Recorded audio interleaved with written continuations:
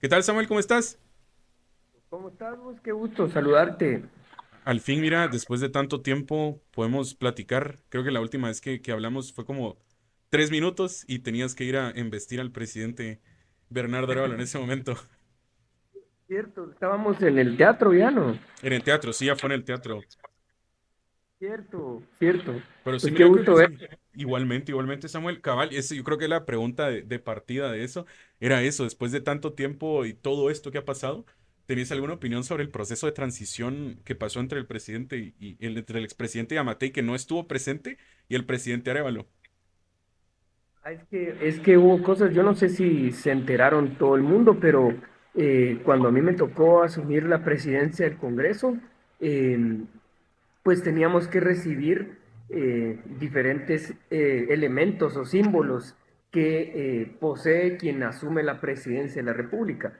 Y Yamatei lo que hizo fue mandarlos en una bolsa de país con su secretaria hacia el despacho de la presidencia del Congreso. Entonces yo lo recibí y estaba la banda presidencial, estaba un collar donde está la llave de la Constitución, y no me recuerdo cuál es el otro, y creo que el PIN o algo así, no me recuerdo. Pero los mandó a dejar como que no fueran nada, ¿verdad? Entonces fue algo muy significativo digamos, creo yo, de la presidencia de Yamatei. Y después ya me los llevé, ya los estiramos, los guardamos como se debe y se los entregamos al presidente Bernardo.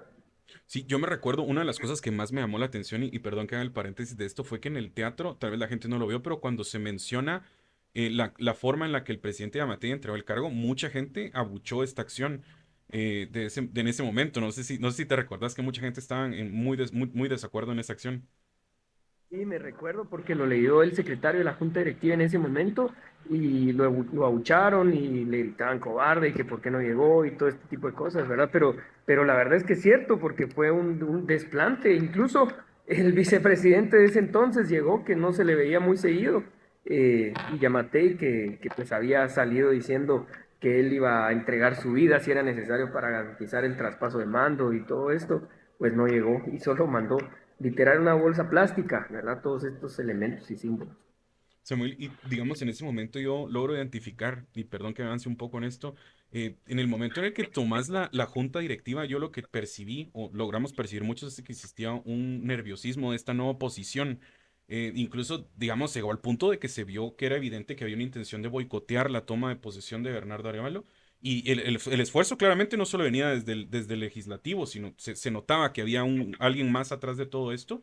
Eh, digamos, ¿sabes más o menos o por qué crees que estos grupos de poder se sentían tan intimidados de tal vez ver esta propuesta de junta directiva en el momento que realmente la acción fue, ok, que le ponga la banda, pero después de esto no lo bajamos, va? Bueno, lo que pasa es que sí hay, digamos, hay ahí elementos legales que sí implicaban que todo lo que ha pasado durante los últimos años, o digamos, por lo menos durante los últimos meses, que fue el intento de golpe de Estado que finalmente fracasó, pues concluían con esa votación específicamente de quién llegaba a la junta directiva.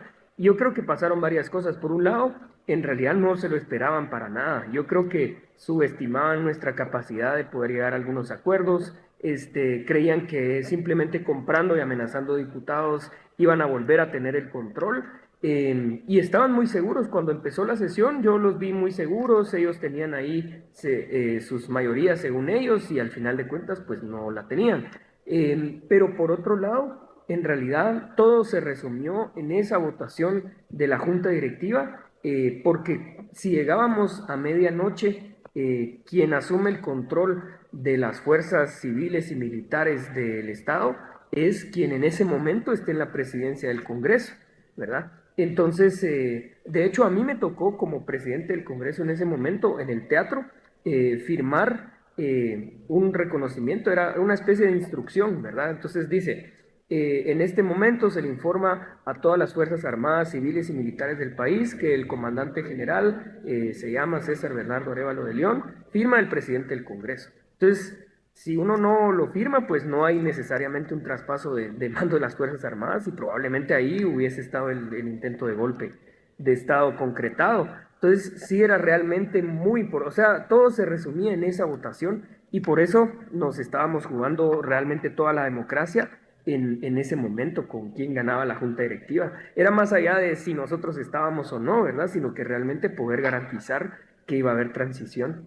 O sea que, digamos, durante todas estas horas de caos, ¿vos estabas seguro que ibas a llegar a la junta directiva? ¿O sí hubo un momento donde hubo bastante tensión de que no iba a pasar ninguna de las dos? Porque, digamos, si hubiera cedido la junta directiva, ¿considerás que sí se hubiera llegado a dar la toma de posesión del presidente Bernardo? No, no, es que si no ganábamos nosotros no había transición, segurísimo, segurísimo. Por el objetivo de la otra planilla era evitar precisamente que tomara posesión Bernardo y Karin.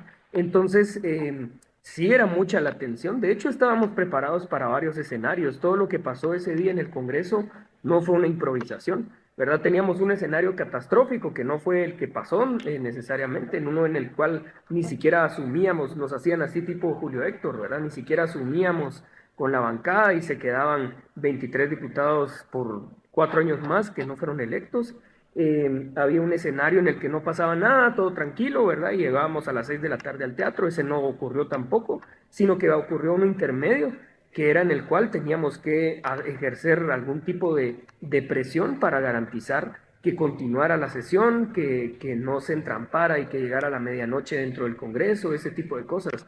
Entonces, pues sí, obviamente, pues yo no sé cómo se vio desde afuera, yo lo vi muy organizado desde adentro, yo sabía que volteaba a ver a alguna colega diputada, ya sabía qué tenía que hacer, a dónde tenía que ir, a otros compañeros que tenían que estar a los lados, estaba bastante bien coreografiado, pero porque teníamos el objetivo de rescatar o por lo menos permitir que hubiese democracia y cambio de mando dentro del Congreso y además corresponder a la lucha que estaba en las calles desde, o sea, es decir, todas las movilizaciones que habían desde hace varios meses y obviamente la resistencia de las autoridades indígenas que llevaban más de 100 días allá afuera. Claro, gracias, Samuel. Digamos, después de todo esto, incluso se mencionó, creo que fue el diputado Álvaro Arzú, el que mencionó que ustedes se habían reunido en varias ocasiones con varios diputados. Es cierto, o sea, sí, cuando decís que está como muy orquestado todo esto, sí habían varias reuniones previamente ante todo esto. Ah, bueno, me refiero a que estaba orquestado lo que hicimos con la bancada Ya, Semilla, ok, ok. ¿verdad? El hecho de llegar a subir en algún momento a donde está la junta directiva y ese tipo de cosas y pedir la moción y, o sea, todo realmente ya sabíamos quién iba a hacer cada cosa. Lo otro sí, obviamente hubo conversaciones casi con todos los diputados y diputadas, excepto algunas líneas rojas que no estábamos dispuestos a pasar, este, para poder llegar a algunos acuerdos y lograr sumar votos, ¿verdad? Que eso es lo que yo creo que subestimaban del otro lado, porque realmente nosotros no ofrecimos dinero ni amenazas de que íbamos a ir a perseguir, sino que eran cosas muy básicas, ¿verdad? Claro, digamos, después de esto se logra llegar al Congreso, empieza toda esta cuestión. Digamos, yo sé que ustedes tienen una agenda legislativa. ¿Considerás que existe un labor existe un atraso, perdón, en el labor legislativo, tomando en cuenta todo esto que está pasando con la situación de la bancada? Ah, sí, a nosotros nos hizo perder por lo menos un par de semanas en avanzar la agenda. Hasta esta semana empezó a avanzar ya la agenda con temas más, digamos, estructurales, como la ley de tarjetas de crédito, como la Procuraduría de Defensa de Consumidores, y la otra semana van a salir algunas otras. Hasta ahorita ya vamos avanzando con eso. Pero las primeras semanas fue una lucha para intentar recuperar el bloque legislativo para evitar blindar al resto de diputados y diputadas que estaban siendo amenazados, amedrentados, ¿verdad? Recuperar a un diputado que se habían bajado, que era Julio Héctor, por ejemplo, y ese tipo de cosas. Entonces, pues sí, nos hizo atrasarnos más de lo que nos hubiera gustado, pero de todas formas yo creo que ahorita ya va más o menos encaminado el Congreso y está agarrando buena tracción, y yo creo que vamos a ver resultados ya con algunas leyes aprobadas para el pueblo de Guatemala. Gracias, Samuel. Digamos, cuando pasa la elección de la Junta Directiva donde está presidida por Nery Ramos, se obtiene con 115 votos. Cuando era el proyecto donde eras presidente de la Junta Directiva eran 23 votos más, se obtuvo con Neri. ¿Qué consideras que Ujú. cambió o qué hizo cambiar a estos 23 diputados para que votaran por la planilla de Neri? Y si hubo alguna conversación con algunos diputados en el momento en el que se hace esa transición de junta directiva. Sí, lo que pasó es que en realidad toda esta gente asociada a la corrupción y los que están con Alan Rodríguez, con Felipe Alejo, todos estos con Boris, lo que hacen es que pagan por cada voto. Y yo no sé cuánto dinero habrán soltado para la votación de la primer junta directiva. Y tener que volver a soltar dinero y volver a amenazar a todos los diputados para una que era inmediatamente después, pues se les complica un poco, porque sobre todo cuando ya no tienen el dinero del Ejecutivo, porque Bernardo no les va a soltar un centavo. Entonces, yo creo que sí se les hizo complicado lograr acuerdos bajo los términos que ellos tenían acostumbrado a varios diputados en el Congreso. Y más bien, yo sí te diría que hay un montón de diputados y diputadas que sintieron una especie de alivio y que dijeron, bueno, ya estuvo bueno de abusos y ahorita ya es momento de escuchar el mandato del pueblo de Guatemala y decir, intentemos hacer las cosas diferente, ¿verdad? También puede tener réditos, hacer las cosas bien y no simplemente beneficios personales de sacar dinero y cualquier otro tipo de cosas, ¿va? Claro, y digamos, hace poco hablamos con Adín Maldonado y él nos decía que existía este pacto de gobernabilidad entre ustedes y me llama la atención justo lo que mencionas, cómo antes los diputados se movían por coimas, por sobornos, por este tipo de cosas. ¿Qué es lo que motiva a estos diputados que sabemos que antes sí eran, probablemente eran motivados por esto? ¿Qué es lo que los motiva ahora a mantenerse en este pacto de gobernabilidad que decís? Aparte de un escenario donde pues me imagino que va a haber una equidad de condiciones. Sí, de hecho, uno muy básico tiene que ver con la agenda legislativa, ¿verdad? En donde van todos estos proyectos, iniciativas de ley que en realidad le dan soluciones materiales inmediatas al pueblo de Guatemala, que es lo que siempre hemos tratado de hacer con la bancada Semilla y que nos topábamos con una pared de corrupción y que impedía que avanzara la agenda a favor de la gente. Por un lado eso. Por otro lado, hay algunos temas relacionados con comisiones de trabajo, ¿verdad? A algunos diputados les interesa más integrar ciertas comisiones que otras, y ahí teníamos que ponernos de acuerdo con respecto a ese tema. De ahí algún tipo digamos, visibilidad o protagonismo, sobre todo en los territorios, ¿verdad? Porque hay diputados que realmente legítimamente quieren buscar que las políticas públicas del gobierno lleguen a los lugares más olvidados del territorio nacional y gracias, por ejemplo, a la insistencia en ocasiones de algunos diputados distritales, llega, qué sé yo, un proyecto de energía eléctrica o de educación o agua potable a alguna comunidad. Y eso no se podía hacer antes porque en realidad no eran esos los incentivos del gobierno. El gobierno antes lo que decía era, bueno, ¿dónde están mis financistas? Aquí va su proyecto, ustedes construyen la carretera y no me importa dónde va. Ahorita lo bueno es que sí podemos priorizar en donde más se necesita porque realmente llegamos con compromisos cero con financistas, con nadie, ¿verdad? Sino que más bien para darle resultados a la gente. Yo creo que eso es un cambio importante y en realidad es retomar la dinámica democrática legítima, ¿verdad? De cualquier congreso y cualquier parlamento en el mundo con una democracia más consolidada. Pero, y viendo ahora esta democracia que decís, ¿cómo ves a la oposición en el Congreso? ¿Consideras que han llegado en puntos en común o consideras que sigue siendo un poco tradicional los argumentos que están usando hasta cierto punto para embaucar algunas iniciativas? Yo creo que la oposición actual en el Congreso se va quedando cada vez más pequeña, ¿verdad? De hecho, vemos a los voceros que son completamente ilegítimos y que salen con cualquier tipo de ridiculez para intentar entrampar la agenda, como, bueno, es Alan Rodríguez, está Álvaro Arzú, está Felipe Alejos, esta gente que sabemos que no le ha hecho ningún beneficio al pueblo de Guatemala, sino que más bien le ha hecho mucho daño. Y entonces, pues escuchamos sus argumentos, al final de cuentas pues lo único que nos hacen es perder de repente una hora en el pleno, pero eso no nos importa porque al final de cuentas sabemos que va la agenda. Y lo que hemos visto es que más diputados que tradicionalmente estaban aliados al anterior oficialismo, digamos, al viejo régimen de corrupción, pues ya no tienen interés en seguir aliados a Alan, ¿verdad? Sino que más bien nos platican y nos dicen, miren, la verdad es que vemos que aquí está avanzando una agenda que es buena para la gente y a lo mejor empecemos a platicar y lleguemos a acuerdos entre nosotros también. Entonces yo sí veo que ahorita hay un Congreso que por primera vez en la historia reciente pues tiene algún interés o incentivos positivos para empezar a legislar a favor del pueblo de Guatemala. Claro, hablando un poco sobre yo diría que es una recuperación de espacios, si se podría decir así de alguna forma. Una de las cosas que más vi que motivó esto fue una política de austeridad que se estaba promoviendo por parte de la junta directiva. Sin embargo, yo he visto que hay bastantes críticas porque digamos, se logra interpretar que esta política de austeridad automáticamente es transparencia o incluso honradez, por así decirlo. ¿Consideras que todavía existen algunos espacios donde se puede aplicar estas políticas de austeridad en el Congreso y más o menos cuánto tiempo tomaría? Bueno, pues en realidad sí se quitaron muchos privilegios, digamos, y hay algunas otras cosas que pues era innecesario que el Congreso estuviera pagando.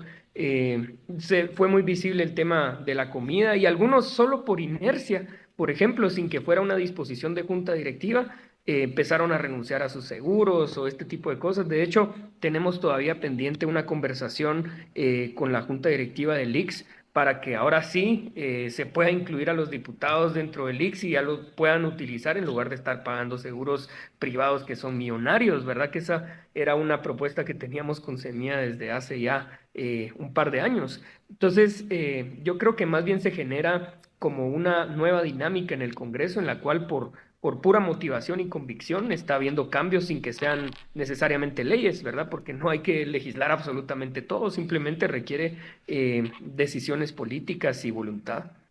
Gracias, Samuel. Una pregunta antes de que terminemos esta primera dinámica, porque mucha gente la preguntó y es, ¿buscarías la presidencia de la Junta Directiva otra vez? Pues no lo descarto en realidad, pero depende de cómo esté conformada la mayoría en el Congreso para para el próximo año, ¿verdad? No es como, yo lo he dicho, a mí me has preguntado esto en varias ocasiones, no es algo que me obsesione a mí en lo particular y yo creo que si priorizamos la gobernabilidad y que avance la agenda legislativa, pues ese va a ser el tema.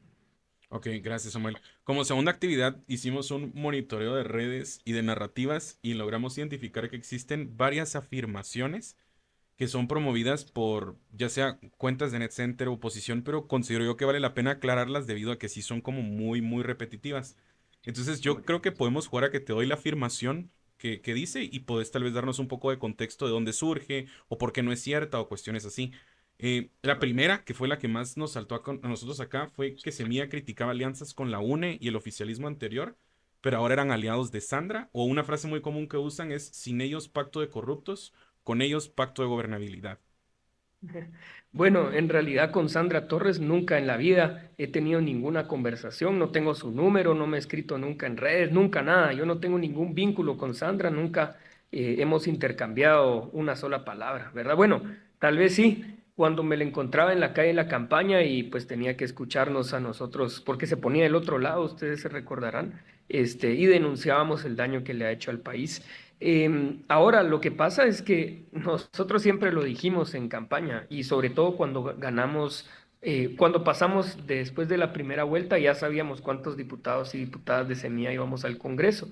Lo que necesitábamos era lograr 81 votos por lo menos y nosotros tenemos 23 en este momento. Entonces, teníamos que platicar con más diputados y diputadas dentro del Congreso si nuestro objetivo era hacer avanzar una agenda legislativa, pero teníamos dos caminos. O nos quedamos en una oposición que desgaste y que critique y que no dé resultados, o buscábamos un camino que implicaba conversar con diputados, llegar a algunos acuerdos y empezar a darle resultados a la gente. Yo creo que lo más responsable era siempre y cuando no nos pidan cosas que estén en contra de nuestros principios, como dinero, como este tipo de cosas, pues estamos en disposición completa para platicar y eso fue lo que hicimos. Y yo creo que es lo mejor porque en realidad aguantar otros 4 años de desgaste, de pleitos, de denuncias y que en realidad la gente igual se siga muriendo de hambre en las calles o que el mercado siga concentrado o que el precio de las medicinas esté altísimo o que las tarjetas de crédito sigan siendo extorsivos los intereses, pues al final no logramos nada, ¿verdad? Entonces, para qué ganamos?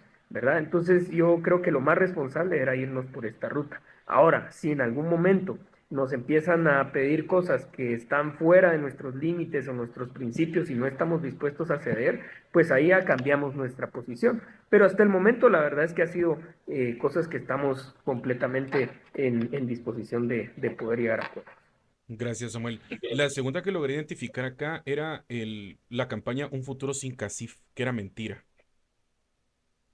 Bueno, yo no creo que eso sea mentira, pero en realidad no es una campaña que nosotros promovimos. Nosotros, tal vez se recordarán, yo presenté una iniciativa de ley con la bancada Semilla de la anterior legislatura, que en realidad la idea central era más empresas, menos CACIF, ¿verdad? Pero CACIF, como cualquier organización social, pues puede existir. Lo que creo que sí hay que repensar es el hecho de tener gremios que eso incluye CACIF, el Colegio de Abogados, las universidades, etcétera, en juntas directivas donde no fueron electos democráticamente por el pueblo de Guatemala.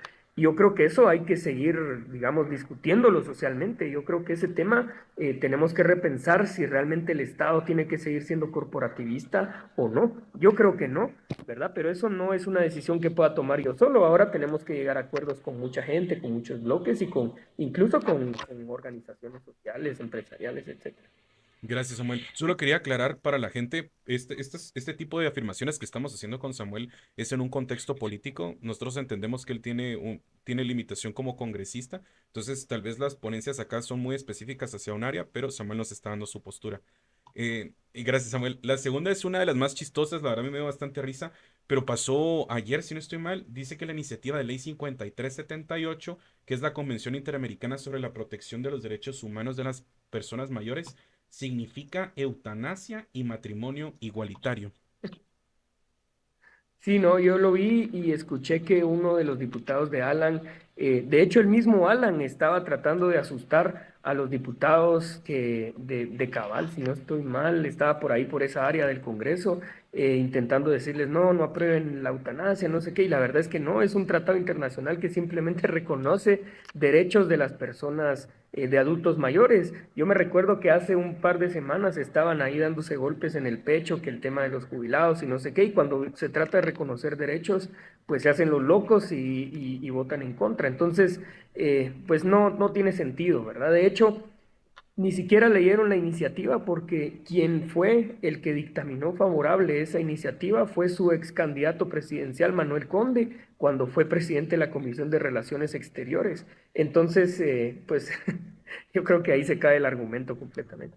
Ok, la otra que tengo también es bastante graciosa, pero se repite, incluso se habló de eso hoy, y es que la junta directiva no da la palabra a los diputados de oposición, y la otra, porque es añadidura, que siguen comprando almuerzos. Ah, bueno, no, ninguna de las dos es real. De hecho, ustedes pueden ver las sesiones del Pleno, ahí están en las páginas del Congreso, y hoy nos pasamos unas 2 horas más o menos escuchando a la oposición. La vez pasada fueron como 4 horas escuchándolos, pedían la palabra, argumentaban sobre el mismo punto, a veces pedían 2 o 3 veces, y el objetivo de ellos es intentar desgastarnos o cansarnos o que nos vayamos, y nosotros seguimos tranquilos, los escuchamos hasta que llegue el momento de avanzar en la agenda. Lo que pasa es que sí hay que tener claro que el objetivo sí es de dilatar el avance de las iniciativas de ley. Entonces, pues bueno, pero nunca se ha evitado dar el uso de la palabra a cualquier diputado. De hecho, el presidente Neri pues ha sido muy democrático y a mí me parece que esa es la actitud correcta. Claro, Eso es lo primero. Y lo segundo, había una denuncia que hizo irresponsablemente Álvaro Arzú sobre que la junta directiva seguía pagando almuerzos, lo cual es completamente falso también, ¿verdad? Eso no fue así.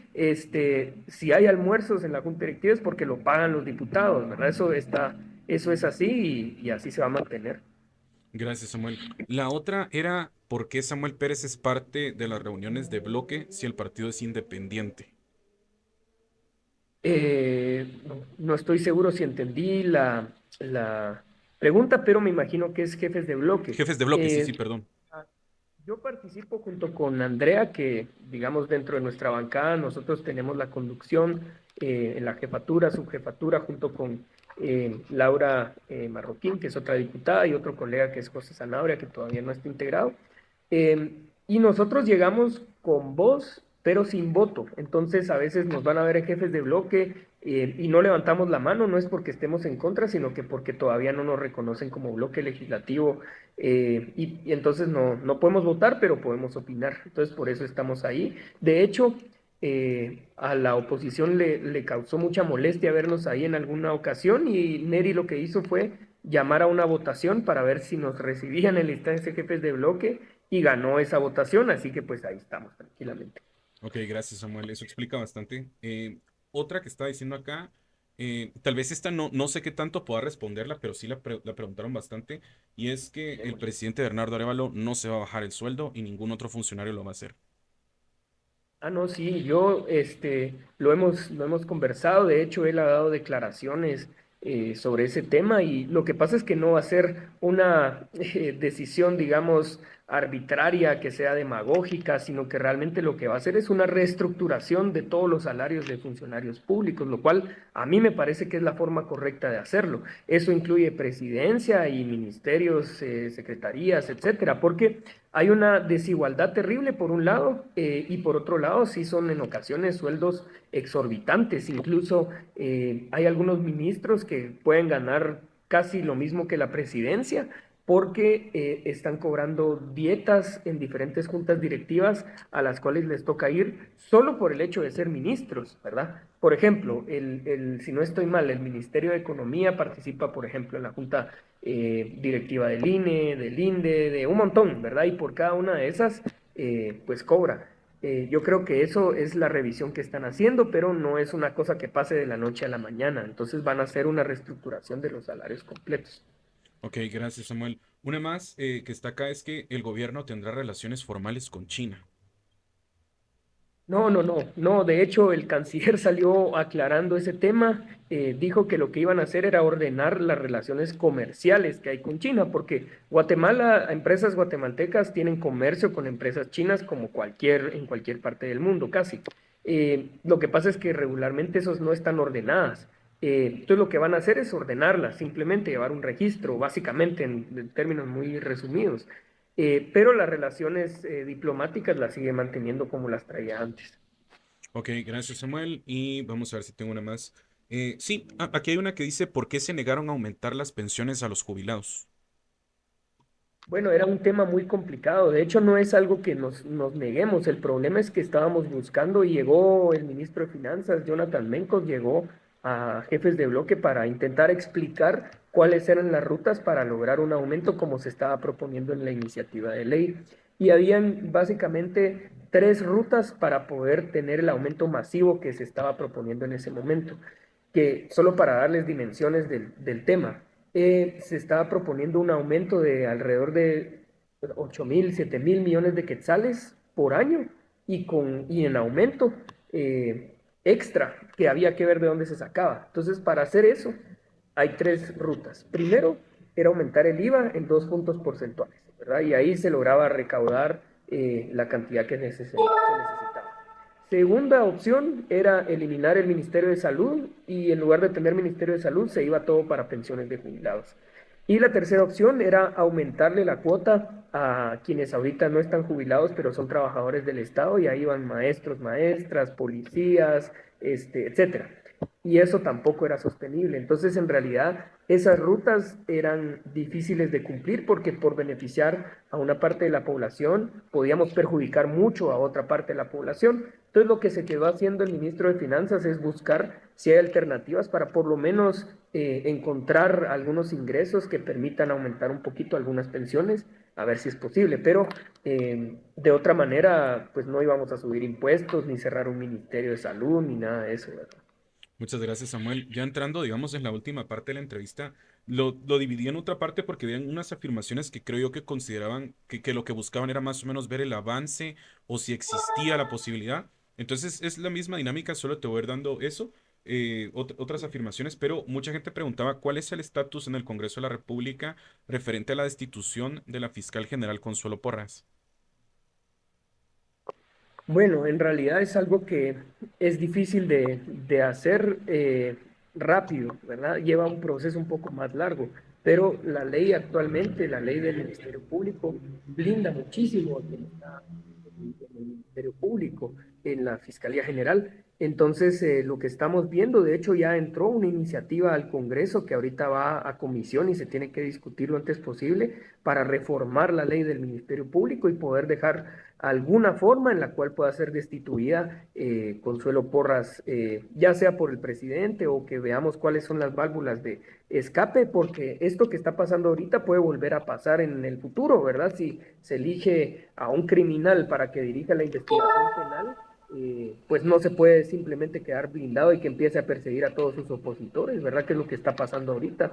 Entonces, pues vamos a evaluar cuál es la mejor forma para hacerlo y que no vaya a ser después un problema que se instale en el futuro, ¿verdad? Pero ya hay una iniciativa que se discutirá próximamente. Ok, gracias. Pendientes entonces del Congreso. Otra que me preguntaban acá era si cómo va el avance de la iniciativa sobre las farmacias públicas o algo que mejore el costo de los medicamentos. Sí, de hecho, bueno, hay esa iniciativa está en la Comisión de Salud. Ahorita van los colegas de la bancada Semilla que van a esa comisión, van a estar muy pendientes de esa. Pero en realidad hay otra ley que es bien importante y que va a ayudar a reducir el precio no solo de la medicina, sino que absolutamente todo, que es la iniciativa de ley de competencia. Se va a crear una comisión específicamente para ese tema y yo veo que hay condiciones muy favorables para que eso pueda ser aprobado en el Congreso. Así que, pues yo espero que avance rápido y si no, de todas formas, la iniciativa de ley de farmacias públicas ahí está pendiente de ser dictaminada en la Comisión de Salud. Yo les voy contando porque esa la verdad es que creo que lo dije en varias entrevistas contigo y con otras personas que es mi iniciativa de ley favorita por los impactos que puede tener en la sociedad. Samuel, una pregunta extra en eso. En esa iniciativa de ley, ¿se tiene la certeza de que el pacto de gobernabilidad va a estar a favor de ella? En realidad no fue una que hayamos puesto sobre la mesa de discusión, pero en realidad yo veo que hay buen ánimo para poder aprobar iniciativas que le den soluciones a la gente. Y en realidad el tema de las medicinas es un tema que abarca absolutamente a todo el mundo en Guatemala, ¿verdad? Yo me recuerdo, no sé si lo he contado antes, pero cuando yo presenté esa iniciativa con la bancada Semilla, me llamó quien en ese momento era ministro de Economía. Y que tenía cualquier capacidad económica para comprar medicinas y me decía, mira qué buena esta propuesta porque a mí me toca ir a España a traer medicinas para mi mamá, una cosa así, pero ¿quién en Guatemala puede viajar a España solo a comprar medicinas, verdad? Entonces, el hecho es que sí podía tener un impacto en cualquier persona en el país porque realmente el costo de las medicinas es descarado, es un cartel criminal el que domina en este momento el mercado de medicinas en Guatemala y hay que entrarle con mucha contundencia. Entonces yo veo que eso sí puede ser un tema de interés de la mayoría de diputados en el Congreso. Gracias, Samuel. Aquí también estaban preguntando si tienen algún avance con la situación de la Universidad San Carlos de Guatemala. Eso todavía no hemos visto avances, ¿verdad? Ahorita hemos priorizado algunas otras cosas. Va a haber un grupo específicamente que va a trabajar ese tema, pero por el momento la verdad es que no hemos, por lo menos desde el Congreso, no hemos podido avanzar en ese tema, pero sí es un tema prioritario absolutamente. Tengo que ver si en el Ejecutivo hay avances con eso, no, no estoy seguro. Me imagino que sí, ¿verdad? Pero en el Congreso hemos tratado de priorizar algunas otras cosas por el momento.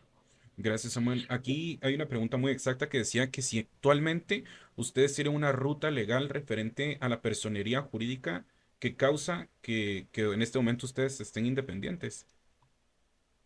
Sí, de hecho hay varias rutas, ¿verdad? De hecho tenemos pendientes algunas acciones, algunos recursos en la Corte de Constitucionalidad, hay una apelación en el Tribunal Supremo Electoral, hay una inconstitución, si no estoy mal es apelación a inconstitucionalidad por un caso específico de Semilla en la Corte, y de ahí hay algunos otros temas que el Congreso puede reformar y que estamos evaluando cuál es la ruta más inmediata para poder recuperar los derechos de la bancada ante la necedad de Orellana, por ejemplo, de ya simplemente soltar el caso y reconocer que cometió un montón de ilegalidades y que eventualmente eso se le va a caer.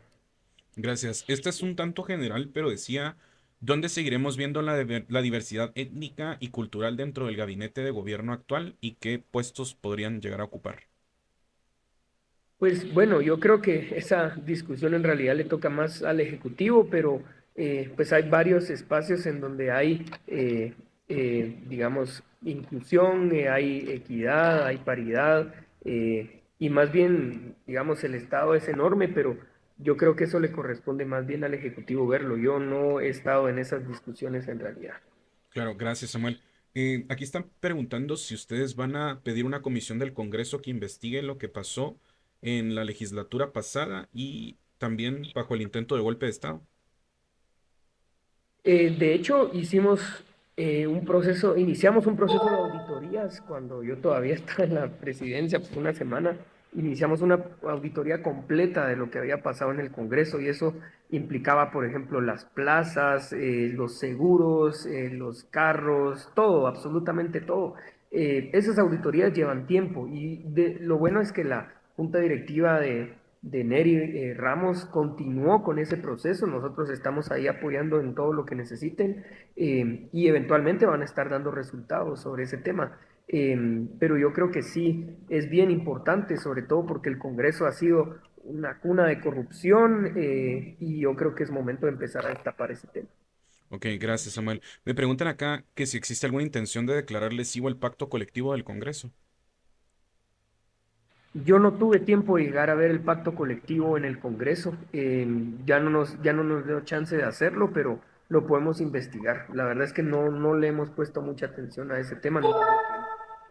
Gracias, Samuel. Me están preguntando también acá en qué van a consistir las reformas a la ley electoral de partidos políticos.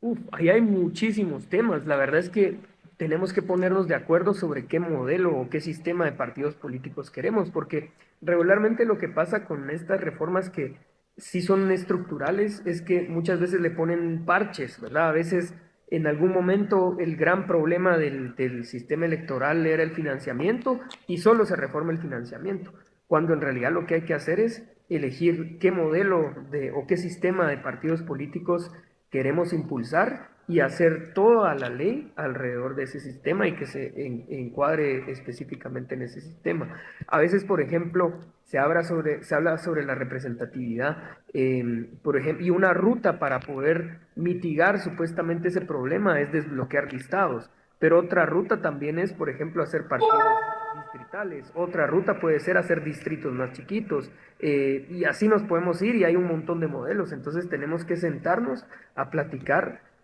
sobre qué modelo es el que creemos que es mejor para Guatemala y con qué objetivos. Lo que sí es cierto es que esta sí fue una iniciativa de ley que pusimos sobre la discusión de acuerdos y que nos comprometimos a impulsar.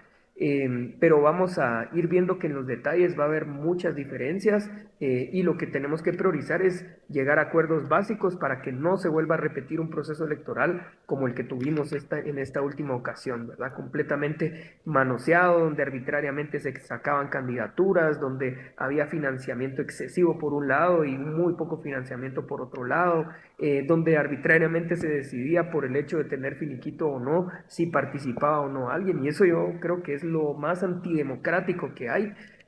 Yo creo que más bien hay que tener una reflexión social sobre qué modelo de partidos políticos, qué modelo electoral y de partidos políticos necesitamos para corregir eso y recobrar la democracia como el modelo prioritario, ¿verdad? Muchas gracias, Samuel. Aquí están preguntando también si hay algún plan para mejorar el costo de la canasta básica. Hay muchos planes y de hecho lo vamos a ver sobre todo cuando llegue el impacto de la inversión de la obra desde el Ejecutivo, ¿verdad? Hay algunos temas que disparan mucho el crecimiento económico, la generación de empleos, mitiga pobreza, entre otras cosas.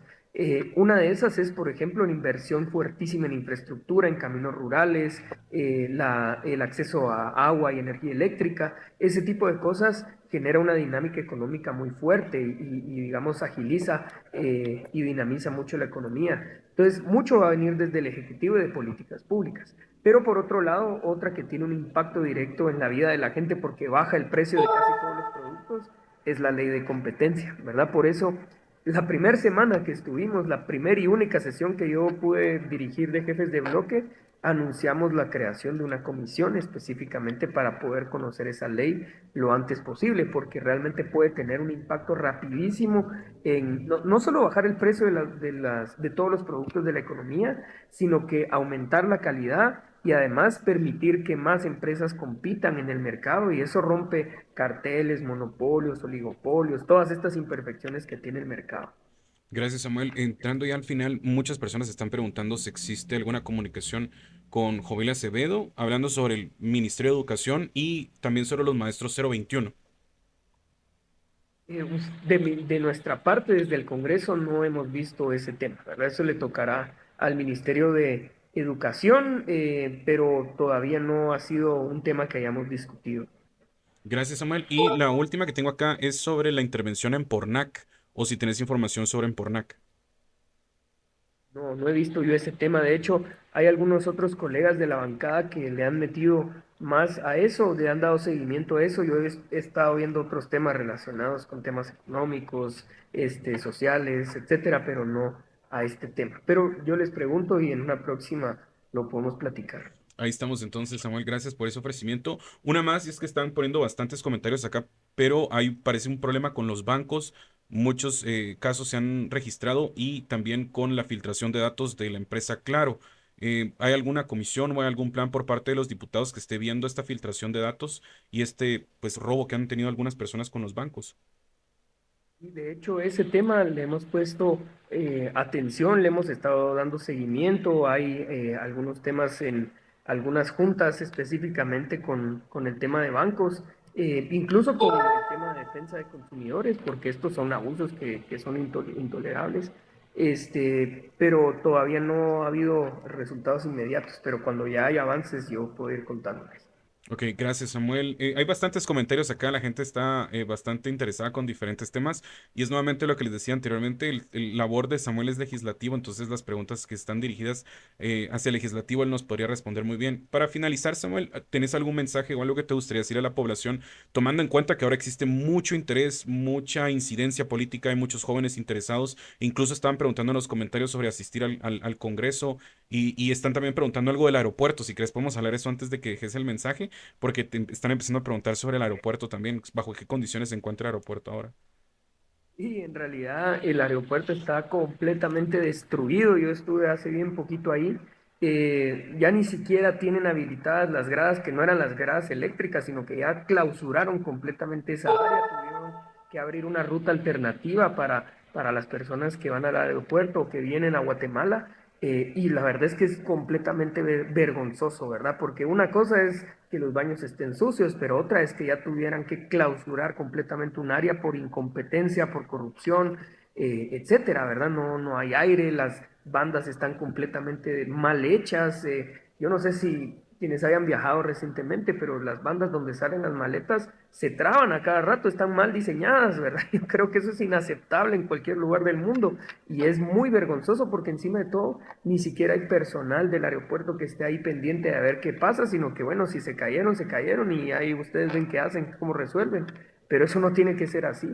Entonces, pues yo creo que fue muy oportuna la remoción de quien estaba en la dirección ahí, y estamos empezando a meterle más interés a ese tema porque no solo el aeropuerto La Aurora hay que recuperar, sino que todos los aeropuertos del país, incluso hay casos de corrupción y denuncias de corrupción en otros aeropuertos, en mantenimiento de las pistas, cómo han tratado al personal en los aeropuertos, los convenios que tienen con la SAT y cómo se traban a veces las colas para poder salir, y los puertos también, ¿verdad? Pero eso ya es otro tema.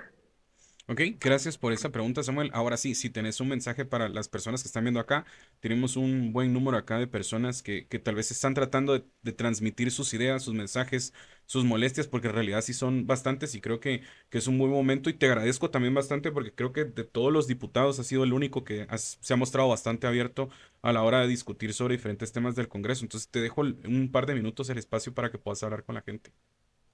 Pues la verdad lo primero y lo más importante para mí es agradecer muchísimo a todas las personas, porque realmente nosotros lo que hicimos en el Congreso fue corresponder la energía y el mandato que ustedes nos dieron, ¿verdad? Y recordarnos lo que estaba pasando, lo que habíamos vivido durante los últimos meses, nos dio mucha fuerza para poder decir, bueno, ahorita sí nos la jugamos toda porque es ahora o nunca, y si no hay ahorita democracia, vamos a seguir saber ni cuántas décadas más en este periodo y régimen de corrupción y asfixia que nos habían mantenido los gobiernos anteriores. Nos va a costar, ¿verdad? En realidad estamos empezando a construir junto con la gente una nueva dinámica dentro del Congreso, en el gobierno también. Ha pasado muchísimos años destruido el Ejecutivo y el Legislativo. Pero eso no quiere decir o no es una excusa para decir que no vamos a hacer las cosas, ¿verdad? Yo creo que las muestras que hemos dado, pues han dado por lo menos luces que hay avances que se pueden hacer, pero tenemos que profundizar esos avances y que ya no dependan simplemente de decisiones políticas, sino que agarren una dinámica propia y que en los próximos congresos, en los próximos gobiernos, podamos voltear a ver para atrás y decir, bueno, lo que se hizo en realidad sí duró en el tiempo, ese es nuestro gran objetivo, ¿verdad? Y de ahí estar pendientes, ¿verdad? En ocasiones vamos a cometer errores y vamos a estar siempre abiertos a poder dar las explicaciones, porque lo más seguro es que sean de buena fe, aunque a veces las decisiones que tomemos no sean las más populares. Gracias, Samuel. De verdad, nuevamente te agradezco un montón el tiempo. Espero nuevamente tenerte en algún momento eventualmente para clarificar bastantes cosas. De verdad, muchas gracias por eso y siempre estás bienvenido acá para regresar cuando quieras. Gracias, qué gustazo y muchas gracias siempre por estar pendiente y por estar informando todo el tiempo. Yo creo que eso es lo más valioso que podemos tener en democracia y aquí vamos a estar siempre pendientes. Muchas gracias, Samuel. Que estés bien. Una onda, un abrazo.